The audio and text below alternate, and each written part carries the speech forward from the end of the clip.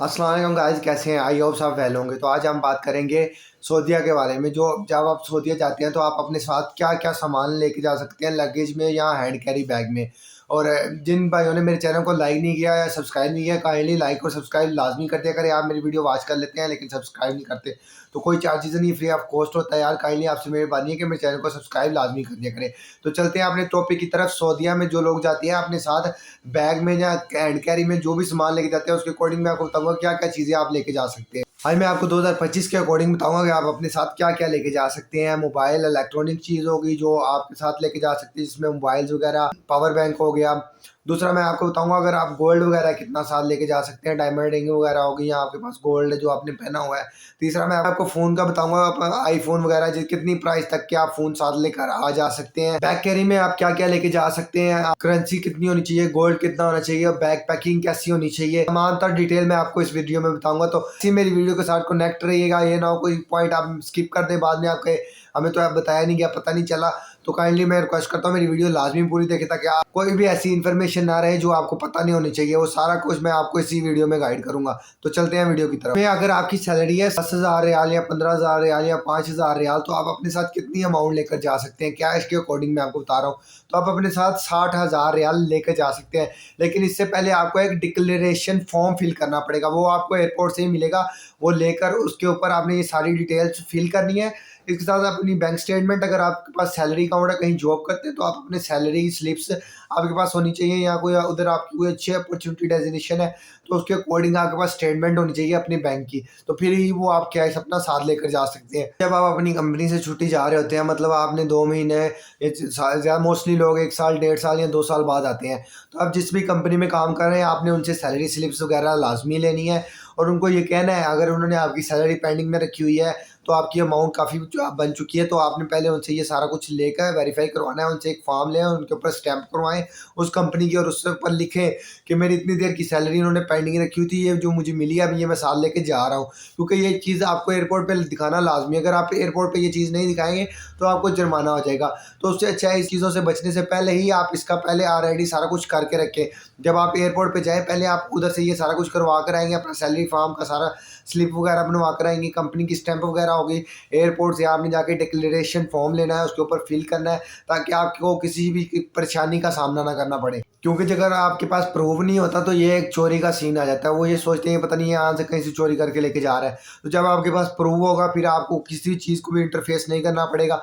आप बता सकते हैं कि ऐसे मुझे कंपनी से सैलरी मिली है और मैं साथ लेके जा रहा हूँ, या मेरी पेंडिंग सैलरी पड़ी हुई थी वो लेके जा रहा हूँ। आपने ये डिक्लेरेशन फॉर्म में लाजमी लिखना है। अगर आप नहीं लिखेंगे पकड़े जाएंगे तो आपको 25% कटौती होगी। किसी नुकसान में पड़ने से बेहतर है कि आप उसका पहले ही ये सारा कुछ करके रखें, ताकि आपको कोई भी ऐसा इंटरफेस नहीं करना पड़े। जब आप पहले से ये काम कर चुके होंगे तो आपको कोई भी परेशानी इंटरफेस नहीं करनी पड़ेगी। तो इसके बाद हम बात कर लेते हैं गोल्ड के वाले से। जो लोग अपने साथ गोल्ड वगैरह लेकर जाते हैं, डायमंड रिंग्स वगैरह लेकर जाते हैं, उनके अकॉर्डिंग मैं आपको बताता हूँ। इसमें मैं आपको बताता हूँ कि अगर आप साथ गोल्ड लेकर जा रहे हैं तो वो भी 60,000 मालिकियत का होना चाहिए। अगर आपके पास कोई डायमंड रिंग्स हैं, कुछ भी हैं, फोन्स वगैरह हैं, तो वो भी 60,000 मालिकियत के होने चाहिए। कैश वगैरह भी तो वो भी 60। ये नहीं हो कि आप गोल्ड भी 60,000 की मालिकियत आपके पास हो, कैश भी आपके साथ 60,000 की मालिकियत वाला हो, आपके पास मोबाइल हो वो भी 60,000 की मालिकियत। ऐसा नहीं होगा। सिर्फ एक चीज़ ही आप लेके जा सकते हैं। अगर आप गोल्ड या कैश सब मिलाकर अगर तीनों चीज़ें लेके जाना चाह रहे हैं तो ये तीनों चीज़ें मिला के 60,000 रियाल की मालिकियत हो, इससे ज़्यादा ना हो। नहीं तो इसके अगर आपके पास इससे ज़्यादा होगा तो इसके ऊपर आपको फ़ाइन होगा। तो बात कर लेते हैं, अगर कोई औरत अपने ऊपर हीरे जवाहरात वगैरह, सोना वगैरह, मोस्टली लोग रिंग्स वगैरह, कांटे वगैरह या अंगूठी वगैरह ये पहन कर साथ लेकर जाते हैं, लेकिन उसमें भी एसओपी है कि आपने जो भी चीज़ें पहनी होंगी इतनी ओवर नहीं पहननी चाहिए कि वो 60,000 रियाल की मालिकियत से ज़्यादा हो। आप पहन सकते हैं लेकिन वो 60,000 रियाल की मालिकियत से कम हो। वो चीज़ें आप पहन के भी जा सकती हैं लेकिन इससे ज़्यादा नहीं आप पहन के जा सकती। बात कर लेते हैं कि आप अपने लगेज में क्या रख सकते हैं, मतलब जो बैग आप साथ कैरी करके लेके जाते हैं उसमें क्या क्या रख सकते हैं। आपने कोई ऐसी चीज़ नहीं रखनी जिससे कोई ब्लास्ट वगैरह हो जाए। जो आप अपने हैंड कैरी में मैं आपको बता दूं जो आप साथ रख सकते हैं, उसमें आप चाकू, छुरी, नील कटर, पेचकस, प्लास, रेंच, लाइटर, ऐसी कोई भी चीज़ आप जो अपने हैंड कैरी में नहीं रख सकते। बड़े बैग में आप टॉर्च, खिलौने वगैरह रख सकते हैं, लेकिन कोई ऐसी चीज़ नहीं रख सकते जो कोई ब्लास्ट होने वाली चीज़ हो, जैसे पावर बैंक वगैरह हो गया या कोई इलेक्ट्रॉनिक चीज़ होगी। बड़े बैग में आप ऐसी चीज़ें नहीं रख सकते। पावर बैंक वगैरह आप सिर्फ छोटी बैग में जो आपके पास हैंड कैरी है आप उसमें रख सकते हैं। ऐसी अब कोई भी चीज़ बड़े बैग में नहीं रख सकते जिससे कोई धमाका वगैरह हो या कोई ऐसे इलेक्ट्रॉनिक कोई शॉक हो जाए या आग लगने का खदशात हो। और छोटे बैग में आप ऐसी कोई चीज़ नहीं रख सकते जिस चीज़ से किसी को नुकसान हो। आपको पता ही है नुकसान में क्या किस चीज़ से हम दूसरों को नुकसान पहुँचा सकते हो, तो ऐसी कोई चीज़ आपने नहीं रखनी। इसके बाद हम बात करेंगे कि जो आप बैग पैक करते हैं उसको पैकिंग करने का तरीकाकार क्या है। बड़ा बैग जो है उसको कैसे आपने पैक करना है, ऐसे रस्सियाँ डोरियाँ ये चीज़ें नहीं मारनी, ऐसे बैग पैक नहीं होते। ना ही आपने उसके ऊपर कुछ लोगों ने टेपें इतनी ज़्यादा की होती हैं, ऊपर सल्फर वो लगाया होता है कि हमारा बैग ना खुले, ऐसा ना कुछ ऐसा ना किया करें। आप उसको सिंपल तरीके से ईज़ी फोल्ड किया करें और आराम से ईज़ी जो पैकिंग होती है सिंपल पैकिंग वही पैकिंग किया करें। अगर आप खुदा न खास्ता खोलना पड़े तो आपको किसी परेशानी का सामना ना करना पड़े, क्योंकि मोस्टली लोगों ने ऐसी पैकिंग की होती है जब उनको कहते हैं इसको खोलो तो वो परेशान होते हैं, यार इतनी ज़्यादा पैकिंग अब इसको कैसे हम सारा खोलें, कितनी टेपें उतारें, रस्सियाँ निकालें। तो ऐसे ना किया करें, आप सिर्फ सिंपल पैकिंग किया करें। अगर आपको खोलना हो तो आपको ईज़िली उसको आप खोल सकें। बैग पैक ऐसे करना है कि जैसे सिंपल प्लास्टिक शीट जैसे आम पेपर लगता है वैसे पैक करना है। कुछ लोग तोड़े वगैरह साथ लेकर जाते हैं तो तोड़े वगैरह वो साथ नहीं भिजवाते। कार्टन आप साथ लेके जा सकते हैं लेकिन उसका जो उनकी रिक्वायरमेंट के अकॉर्डिंग है, जो उन्होंने बताया उनकी एसओपी है, जितना कार्टन उन्होंने बताया आप उतना ही कार्टन लेके जा सकते हैं और उसको अच्छी तरीके से पैक किया करें। ऐसे नहीं कि उनके ऊपर टेपें लगा लगा के रस्सियाँ बांध के कार्टन की शेप ही ख़त्म हो जाए।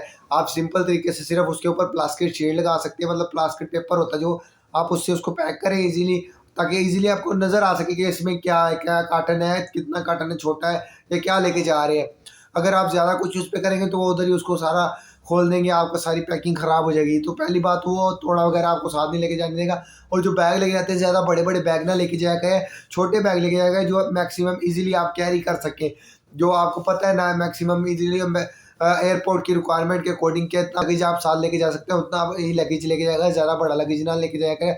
इस तरह हम बात कर लेते हैं, जो लोग इधर से इलेक्ट्रॉनिक सामान लेके जाते हैं या सऊदीया से इधर लोग इलेक्ट्रॉनिक अपनी अपनी कंट्री में सामान लेकर आते हैं, वो सऊदीया से तो जो टैक्स लगना है वही टैक्स लगना है। लेकिन जब आप उसको अपनी कंट्री में डिपोर्ट करते हैं उसके चार्जेस आपने अलग से पे करने होते हैं। जैसे आप आईफोन लेके आते हैं पाकिस्तान में लेके आते हैं तो उसमें आपने टैक्स पे करना होता है, उसका जो टैक्स पीटीए टैक्स होता है वो भी आपने अलग से पे करना होता है। सर मैं आपको बता देता हूँ, अगर आप सऊदी अरेबिया से कोई भी इलेक्ट्रॉनिक चीज़ बड़ी लेकर आते हैं, जैसे बड़ी फ्रिज होगी, कोई भी चीज़ आप लेके आते हैं पैकिंग वगैरह करके, तो वो आपको एयरपोर्ट से लाने के लिए बहुत मुश्किल प्रोसेस है और आपकी जो पेमेंट है वो भी ज़्यादा ज़ाया होगी।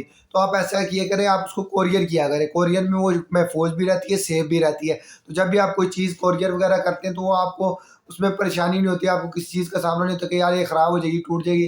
तो ये चीज़ें बहुत ज़्यादा हिफाजत से आपके घर तक पहुँचाते हैं। तो जब आप खुद लेके आते हैं आपको टैक्स भी ज़्यादा पड़ेगा और चार्जेस भी ज़्यादा होंगे। इसी तरह बात कर लेंगे, अगर आप मोबाइल साथ लाते हैं, लैपटॉप साथ लाते हैं तो उसका क्या सीन है। जो लैपटॉप है वो आप अपना जो पर्सनल यूज़ है वो लेकर आ सकते हैं। जैसे आपने हैंड बैग पहना होता है आप उसको भी साथ पहन सकते हैं, उसके कोई चार्जेस नहीं है, वो आपके साथ ही होगा। लेकिन ये नहीं कि अगर आपका लैपटॉप किलो का या 1.5 किलो का तो आप उसमें 2-4 किलो और चीज़ें आपने एक्स्ट्रा ऐड की हो, तो ऐसा नहीं होगा, वो चीज़ें निकाल दी जाएंगी। लेकिन अगर आप मोबाइल की बात करते हैं तो मोबाइल आप वो लाएँ साथ जो आपके अपने पर्सनल हो, 2 या 3। ये नहीं कि आपने 5-6 मोबाइल पकड़े और उनकी मालियत 5-5 हज़ार रियाल हो, तो उसकी मालियत बहुत ज़्यादा हो जाती है। तो उसके आपको काफ़ी चीज़ें इंटरफेस करने पड़ेंगे। तो जो अगर आप ऐसे करें, 2 मोबाइल आप अपने बैग में डाल दें, जो बड़ा बैग है, और 2 आप अपने पास रख लें, कम प्राइस के हों, तो फिर वो आप साथ ईज़िली ला सकते हैं, फिर आपको कोई इंटरफेस नहीं करना पड़ेगा।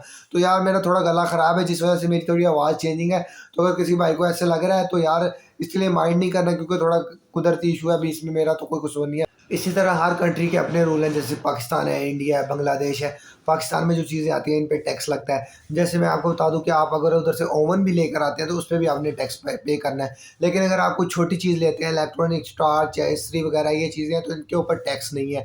लेकिन जो बड़ी चीज़ें हैं इनके ऊपर टैक्स है। लेकिन इसी तरह जो लोग अपने हैंड कैरी में चीज़ें रख लेते हैं, घर से बनवा कर जब जाने लगते हैं तो कहते हैं यार कोई बिरयानी ले लो, कोई चिप्स लेज वगैरह को पैकेट ले लो, कोई खाने पीने का सामान ले लो, पानी की बोतल ले लो, कोई ड्रिंक ले लो। ऐसी चीज़ें आप साथ नहीं लेकर जा सकते, क्योंकि ऐसी चीज़ें उधर से आपको गुजरने नहीं देगी।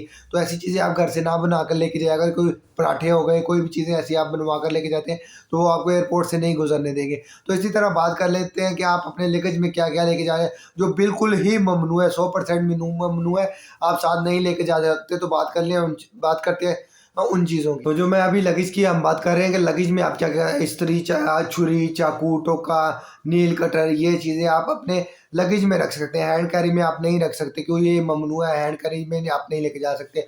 आप अपने लगेज में रख लें, उसमें पाबंदी नहीं है, लेकिन वो जब आप ऊपर से पैक हो जाएगा तो वो खुद ऑटोमेटिक साइड में सेफ चला जाएगा। उसमें फिर उनको परेशानी नहीं होगी कि आप किसी पैसेंजर को या किसी को कोई नुकसान पहुँचा सकते हैं, क्योंकि जो एयरपोर्ट की होती हैं वही जो उनकी एसओपी के अकॉर्डिंग ये होता है कि उन्होंने ये चीज़ें देखनी होती है। अगर आप कोई भी चीज़ अपने साथ नहीं लेके जा सकते जो नुकसानदेह हो, जैसे गैस सिलेंडर हो गया छोटा, कोई खेलने वाली चीज़, कोई इलेक्ट्रॉनिक चीज़ ऐसी जो ब्लास्ट कर दे जिससे किसी को नुकसान हो, कोई हॉकी होगी, लकड़ी की चीज़ हो गई, नुकसानदेह चीज़ जिससे किसी को नुकसान हो जाए, या छोटे बच्चों के कोई इलेक्ट्रॉनिक चीज़ें हो गई, कोई खिलौने हो गए, गाड़ियाँ वगैरह हो गई, कोई ऐसी चीज़ जो नुकसान करे या ब्लास्ट होने की वजह बने या किसी को फ्रीक्वेंसी को हर्ट करे या मैग्नेटाइज हो जिसमें मकनातीस बहुत ज़्यादा हो, अट्रैक्टिव हो, इस तरह की कोई भी चीज़ आप अपने साथ नहीं लेकर जा सकते। इवन कि आप इलेक्ट्रॉनिक फ्रिक्वेंसी को मुतासर करती हो या उनके वायरलेस हेड को मुतासर करती हो जिससे उनके सिग्नल को कोई इशू हो, इस तरह की आप कोई चीज़ भी साथ नहीं लेकर जा सकते। और कोई ऐसे ही इलेक्ट्रॉनिक चीज़ मैंने आप को बता दी, अपने बैग में आपको ये थोड़ी कि पेचकस, किसी को नुकसान पहुँचाने वाली चीज़ें, ये चीज़ें आप अपने हैंड कैरी में नहीं लेकर जा सकते। तो इन चीज़ों से अवॉइड किया करें, क्योंकि उधर जाकर फिर भी आपको किसी परेशानी को फेस करना पड़े, और ज़ाहिर बात है फिर वो आपका बैग ओपन करवाएंगे, उसको खोलेंगे, सारा आपका चीज़ें तहस नहस कर देते हैं जब वो, क्योंकि अपने तरीके से। तो आप पहले ही इन चीज़ों का बंदोबस्त करके जाया करें, इधर से आप ऐसी चीज़ें ना लेके जाया करें ताकि आपको उधर जाकर कोई भी चीज़ें इंटरफेस नहीं करनी पड़े। मुझे जो मेरे नॉलेज के अकॉर्डिंग जो चीज़ें थी मैंने आपको बता दी जिसके अकॉर्डिंग मुझे पता था। लेकिन अगर अब किसी भाई को पता ऐसे लगता है कि मैंने कुछ चीज़ें नहीं बताई, तो आप मुझे कमेंट करके पूछ सकते हैं कि हमें इस चीज़ का नहीं आपने गाइड किया, इस चीज़ का बता दें कि ये चीज़ें लेके जा सकते हैं कि नहीं जा सकते। तो मैं उस अकॉर्डिंग भी आपको गाइड कर दूँगा, क्योंकि मेरी कोशिश होती है मैं मोटिवेशनल वीडियो बनाऊँ जिनसे लोगों की अच्छी गाइडलाइंस हो।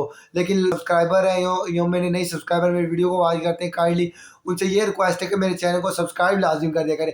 देखिए मैं आपके लिए इतनी ज़्यादा मेहनत करता हूँ, एफर्ट करता हूँ, अच्छे टॉपिक पे वीडियो बना के आपकी गाइडलाइंस के लिए बनाकर भेजता हूँ, लेकिन आप मेरे चैनल को सब्सक्राइब नहीं करते। तो आपसे रिक्वेस्ट है मेरे चैनल को सब्सक्राइब लाज़मी कर दिया करें, कोई चार्जेस नहीं, फ्री ऑफ कॉस्ट है। तो ऐसी मज़ीद मोटिवेशनल वीडियो मैं आपके लिए लेकर आता रहूँगा। तब तक के लिए आप अपना ख्याल रखिएगा। टेक केयर, अल्लाह हाफिज़।